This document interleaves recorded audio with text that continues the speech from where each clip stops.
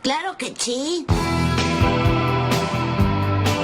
Al comienzo de la película vemos a un sacerdote exorcista llamado Javier de pie sobre una terraza, sosteniendo un crucifijo y un rosario. Está atormentado por espantosos recuerdos. En ese momento llega otro sacerdote llamado Marcus y le dice que la hija menor era la verdadera portadora del demonio. Entonces le pregunta por qué decidió enfrentarse a la hermana mayor. La hermana Elena le pide a Javier que observe atentamente una fotografía, especialmente el fondo de la imagen. Javier distingue el reflejo de un hombre en la ventana. Elena le explica que ese hombre es el padre de las niñas, y Marcus añade que ambas hermanas fueron abusadas por él. Dice que fue su padre quien dejó entrar al diablo. Elena le dice a Javier que cometió un error. Para defenderse, Javier responde que hablará de ello en su próxima confesión, y comienza a marcharse. Sin embargo, Marcus lo detiene y lo lleva hasta el borde de la terraza. La escena cambia y la historia retrocede al pasado. Javier despierta en su apartamento con los dedos gravemente lastimados. Su mentor, Roman, está junto a él. Javier se incorpora enfurecido y le pregunta por qué le hizo eso en las manos. Roman le responde que él mismo se las provocó.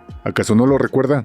Así comienza el capítulo 1, Javier. Román comienza a vendarle los dedos. Javier le pregunta por qué fue a visitarlo, ya que nunca suele hacerlo los domingos. Román responde que llevaba semanas sin saber de él. Después le pregunta por qué continúa castigándose. Javier responde que eso no es un castigo. Román le pide que hable con él y le promete que no se lo contará a nadie. Le recuerda que esa no es su verdadera naturaleza, que él sana a las personas y les devuelve la esperanza. También le dice que, si logran comprender su propia naturaleza, podrán comprender a Dios y actuar como él lo haría.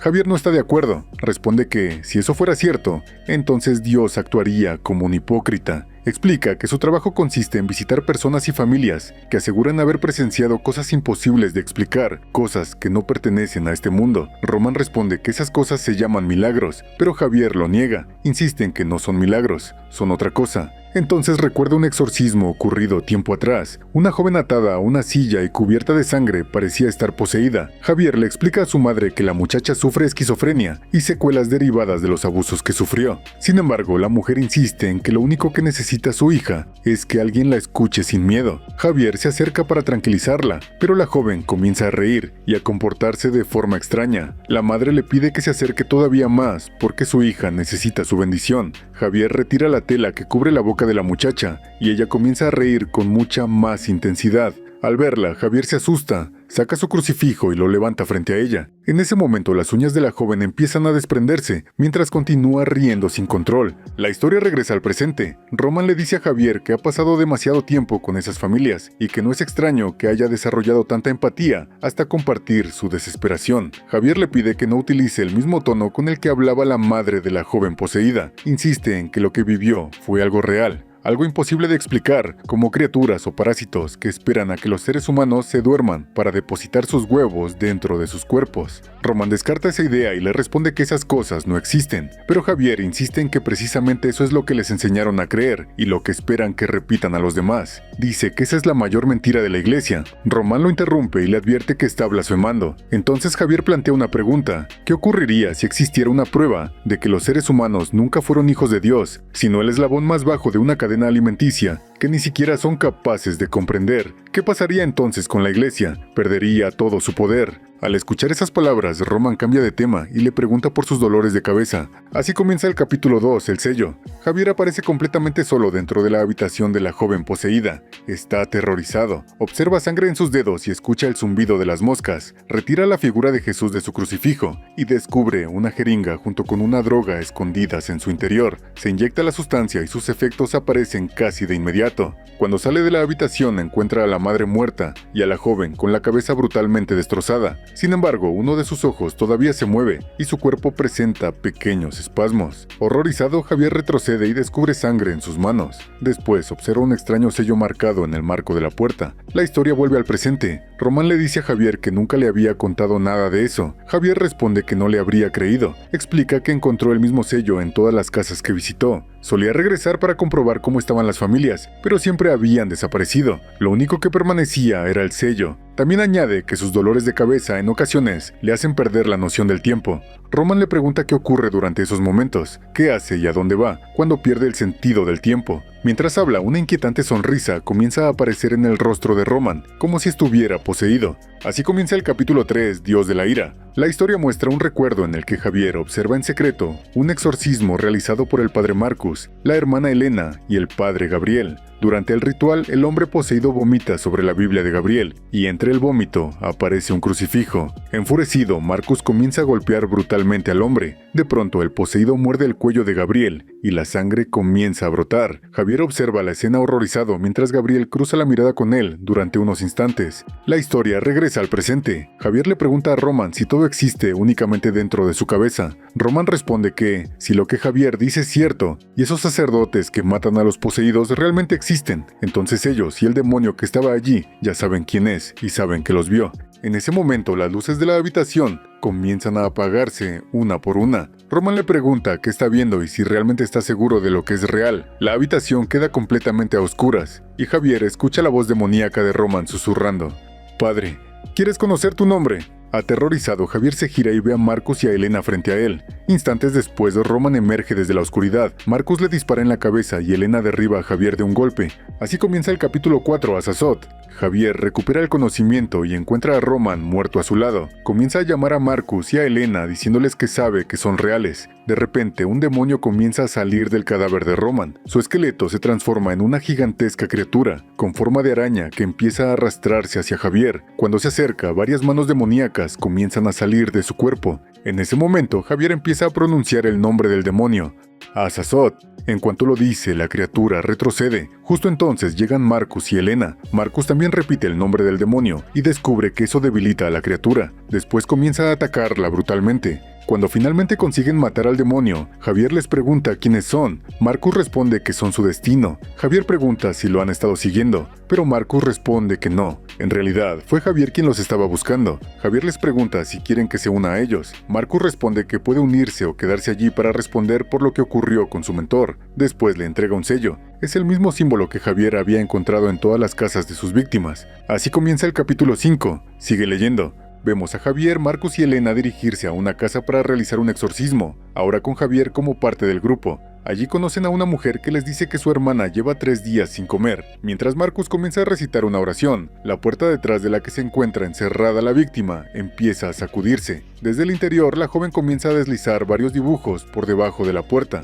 Su hermana mayor comenta que nunca fue buena dibujando rostros. Los dibujos muestran a Marcus, Elena, Javier y a la propia víctima, pero en todos ellos, Marcus y Elena aparecen matándola. De pronto, la puerta se abre. Marcus y Elena se acercan con cautela y descubren un gran agujero excavado en la pared detrás de la puerta. Mientras la hermana le entrega a Javier una fotografía de cuando eran niñas, Marcus observa que el túnel fue excavado desde abajo hacia arriba. Elena comenta que parece como si algo hubiera salido arrastrándose por allí. Poco después comienzan a escucharse voces provenientes del interior. La hermana dice que ella ya viene. Javier comprende que la víctima en realidad se está escondiendo de su propia hermana y le exige que le diga qué fue lo que le hizo. La hermana mayor le pide que guarde silencio, pero Javier la sujeta repentinamente del cuello. Ella responde con una inquietante sonrisa. Javier la empuja hacia el interior de la habitación e intenta cerrar la puerta. Marcus le pregunta cuál es el nombre del demonio, pero Javier responde que todavía no lo sabe. Desde el interior de la habitación, la mujer comienza a comportarse de forma antinatural y de repente se rompe la mano ella misma.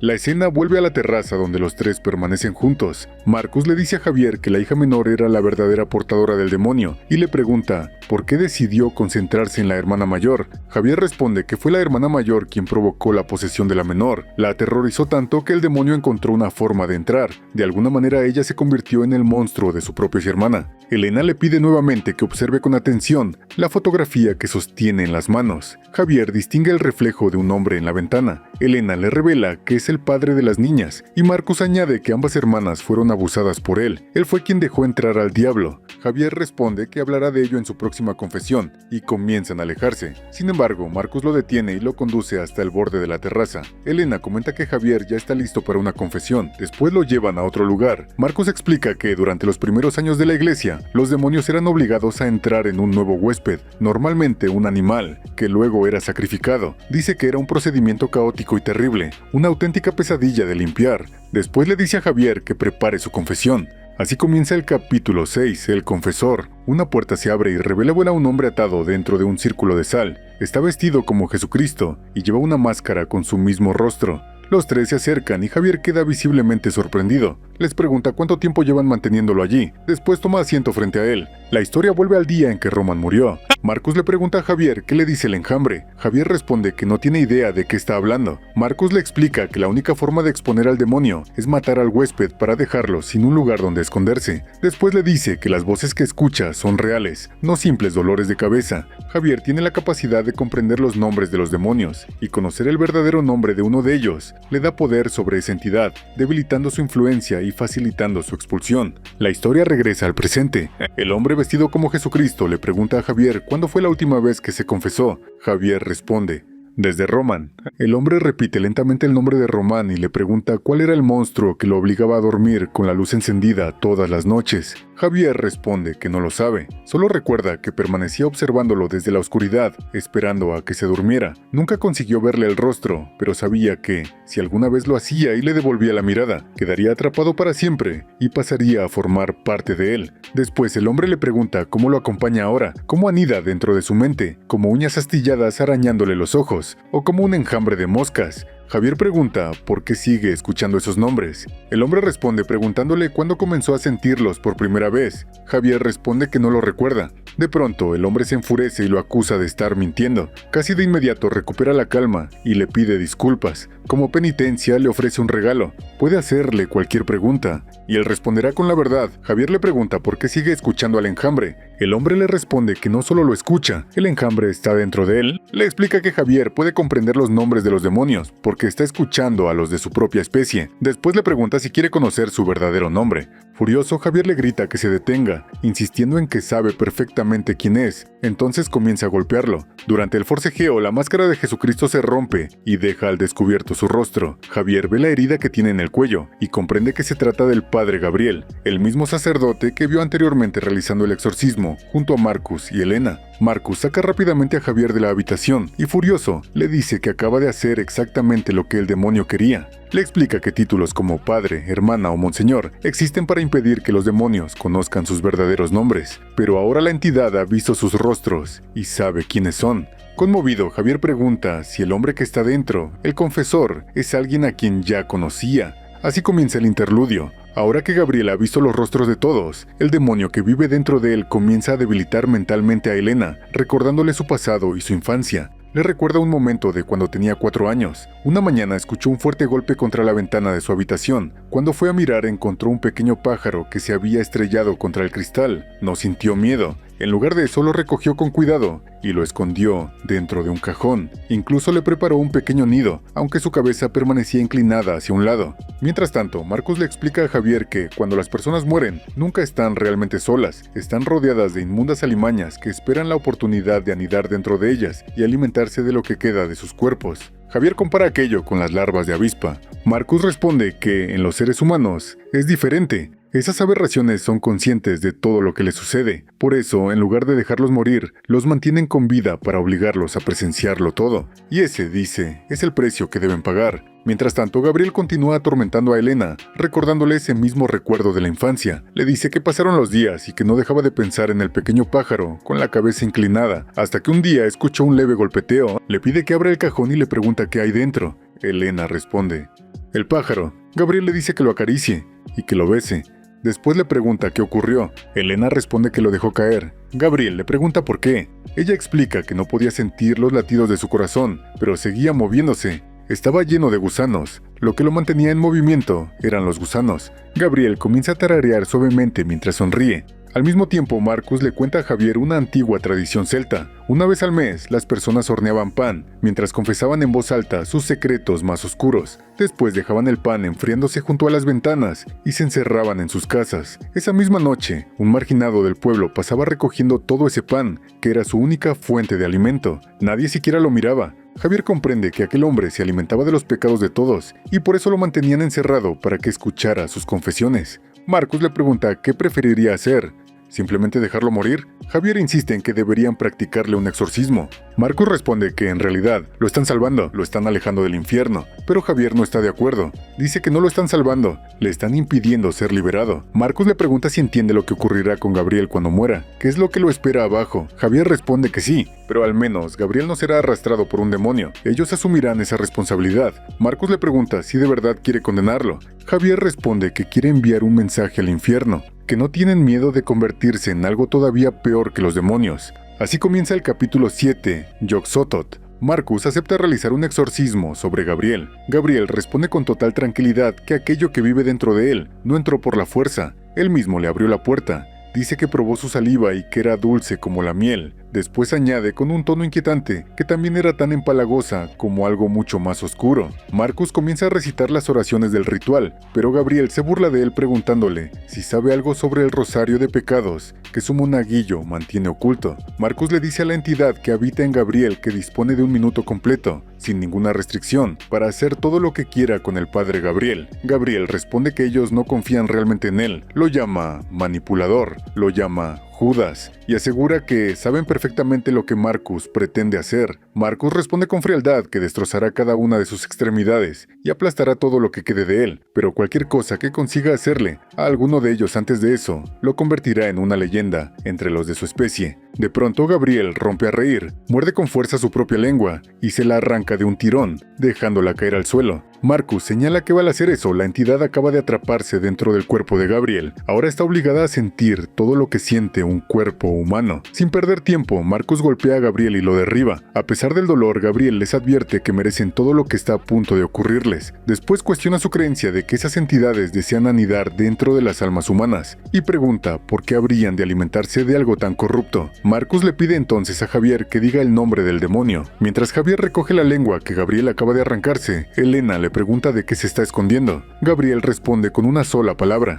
la plaga. Antes de que Javier pueda pronunciar el nombre del demonio para expulsarlo, Gabriel se lanza violentamente sobre Marcus. El ataque lo hiere de gravedad y hace que comience a sangrar por la boca. Elena interviene de inmediato para salvar a Marcus y la escena se funde a negro. Después Elena intenta atender las heridas de Marcus, utilizando varios medicamentos, pero Javier insiste en que deben llevarlo a un hospital. Elena se niega. Entonces Javier dice que conoce a alguien que puede ayudarlos. La historia cambia cuando Javier conduce a Elena y a Marcus hasta la casa de un hombre que podría atenderlo. Así comienza el capítulo 8, La luz del pasillo. El hombre comienza a revisar a Marcus y descubre que de su cuerpo están brotando unas extrañas formaciones parecidas a espinas. Confiesa que no tiene idea de cómo sigue con vida. Mientras Marcus grita de dolor, Javier sale de la habitación buscando algo. El hombre explica que esa sustancia espinosa continúa creciendo dentro del cuerpo de Marcus. Elena le pregunta entonces cuál era la luz que dejaba encendida por las noches para mantener alejado a su monstruo. Marcus responde que era la luz del pasillo. Recuerda que a su madre no le gustaba porque pensaba que era una mala costumbre e incluso quitaba el foco para obligarlo a dormir completamente a oscuras. De repente el estado de Marcus empeora. El hombre les dice que le queda muy poco tiempo y que necesitará sangre. Sin dudarlo, Elena comienza a quitarse las vendas de los brazos, dejando al descubierto las heridas que tiene. La escena vuelve a fundirse a negro.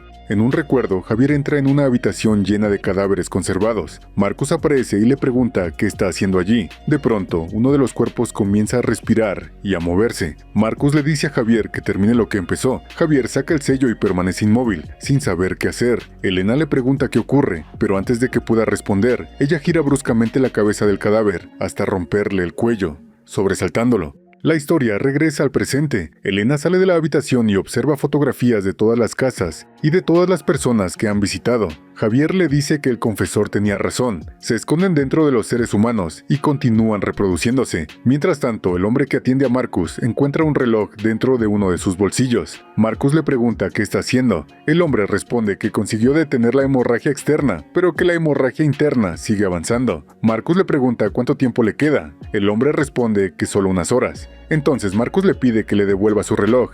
La historia vuelve a otro recuerdo. Marcus introduce un trozo de pan sacramental en el ojo de un cadáver. De inmediato el cuerpo comienza a respirar. Javier, sorprendido, dice que está vivo. Marcus responde que esa criatura siente predilección por los jóvenes y coloca otro pedazo de pan dentro de su boca. Javier pregunta cómo puede tener sentido todo aquello. Marcus responde que esa es simplemente su naturaleza, su forma de sobrevivir y reproducirse. Javier le pregunta entonces cómo ha conseguido vivir sabiendo todo eso. Marcus responde con una sola palabra: miedo.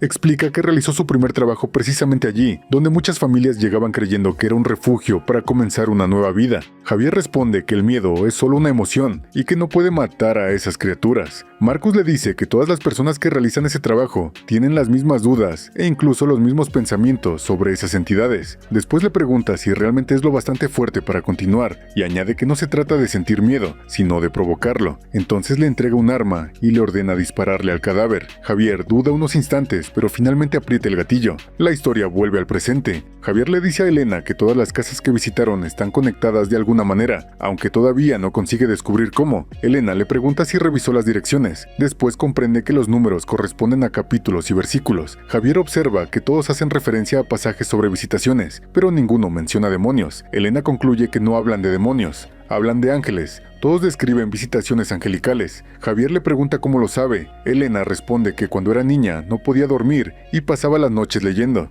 Entonces Javier le pregunta cuál era el monstruo que no la dejaba dormir. Elena responde en voz baja: la plaga. En un recuerdo vemos que, después de atacar a Marcus, Gabriel sujeta a Elena. Al mismo tiempo, un enjambre de moscas comienza a rodear a Javier. Gabriel introduce la mano en su propio pecho, arranca su corazón y dice: bienaventurados los llamados a la cena del Cordero. Elena comienza a recitar una oración, pero Gabriel se burla de ella mientras su corazón empieza a moverse, como si estuviera vivo. Después le dice que la plaga se divertirá mucho con ella. Elena le pregunta cuándo llegará. Gabriel le muestra su corazón, ahora transformado en algo monstruoso, y responde: la plaga ya está aquí. De pronto, Marcus rompe el círculo de sal. Javier pronuncia el nombre del demonio: Yog-Sothoth. En cuanto lo dice, Gabriel sale inmediatamente del estado de posesión. Elena aprovecha ese instante y le clava un cuchillo en el rostro. Así termina el primer libro. La historia vuelve al presente. Javier pregunta ¿qué es ese lugar? Marcus, que ahora parece encontrarse bien, responde: este es el infierno en la tierra. Comienza el epílogo, el siguiente confesor. Marcus, Elena y Javier llegan a un edificio abandonado. Marcus explica que nunca fue terminado porque constantemente presentaba fugas de calefacción y fallas en los elevadores. Meses después, los vecinos comenzaron a cubrir las ventanas con tablas, pero con el tiempo las personas empezaron a arrancarlas y a lanzarse al vacío. Elena le pregunta a Javier si puede escuchar algo. Javier responde que ese edificio es una cosa, no una persona, y que los edificios no pueden ser poseídos. En ese momento, Marcus abre la puerta de un elevador. En el interior hay una extraña criatura suspendida de una tabla de madera. A pesar de ello, sigue con vida.